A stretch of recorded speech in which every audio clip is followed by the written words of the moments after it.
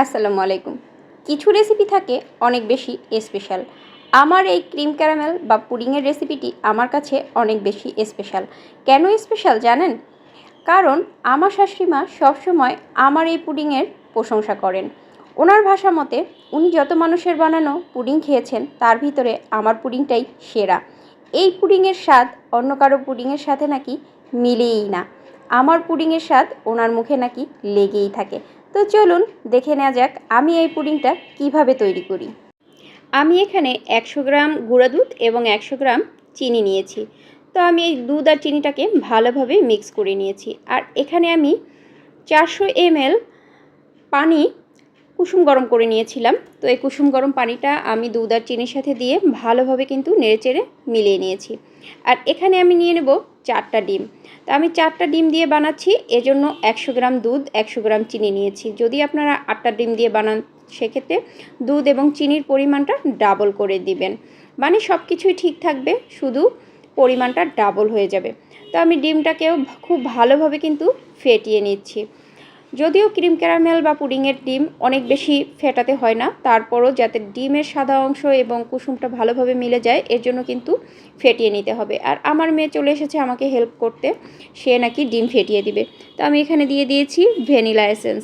Vanilla essence না দিলে কিন্তু ডিমের একটা কাঁচা গন্ধ থেকে যায়। তো ডিম ফেটানো হয়ে গেলে আমি কিন্তু দুধটা অল্প অল্প করে মিলিয়ে নিয়েছি। অনেকের হাতের কাছে হয়তো ভ্যানিলা এসেন্সটা পাওয়া যায় না, তো তারা কি করবেন, তারা একটা 10 টাকা দিয়ে ছোট হরলিক্সের মিনি প্যাক কিনে নিয়ে আসবেন। সেই হরলিক্সের প্যাকেটটা দুধ আর চিনিটা যখন মিলাবেন তখন দিয়ে দিবেন। দেখবেন পুডিং থেকে খুব সুন্দর একটা ফ্লেভার আসবে এবং ডিমের যে একটা কাঁচা গন্ধ থাকে সেই গন্ধটাও আর থাকবে না। তো আমি এখানে সব কিছু একটু ভালোভাবে চেলে নিচ্ছি। এইটা কিন্তু অবশ্যই চেলে নিতে হবে। ডিমের ভিতরে কিছু লাম্পস থাকে যেগুলো চেলে নেওয়ার ফলে কিন্তু চলে গিয়েছে। তো আমি এখানে ক্যারামেল করে নিয়েছিলাম আর এখানে ঢেলে দিলাম আমি সেই পুডিংয়ের মিশ্রণটা। এবার আমি একটা কড়াইতে একটা স্ট্যান্ড বসিয়ে স্ট্যান্ডের উপরে আমি পুডিংয়ের পাত্রটা বসিয়ে দিয়েছি, ঢেকে দিয়েছি। সেই সাথে একটা ভারী কিছু দিয়ে দিতে হবে যাতে করে ঢাকনাটা সরে না যায়। আমি এখানে হালকা গরম পানি দিয়ে দিয়েছি। এবার আমি পুরো পানিটা সহ কিন্তু পুডিংয়ের পাত্রটা ঢেকে দিব 20 মিনিটের জন্য।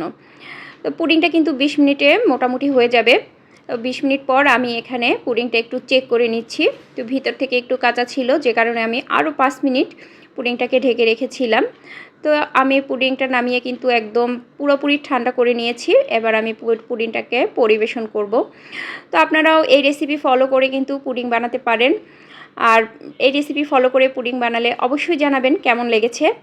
তো এই যে দেখুন আমার পুডিংটা দেখতে কেমন হয়েছে, আর খেতে কিন্তু অনেক বেশি টেস্টি ছিল। তো ধৈর্য নিয়ে ভিডিওটি দেখার জন্য অসংখ্য ধন্যবাদ। সাথেই থাকবেন, ভালো থাকবেন সবাই। আল্লাহ হাফেজ।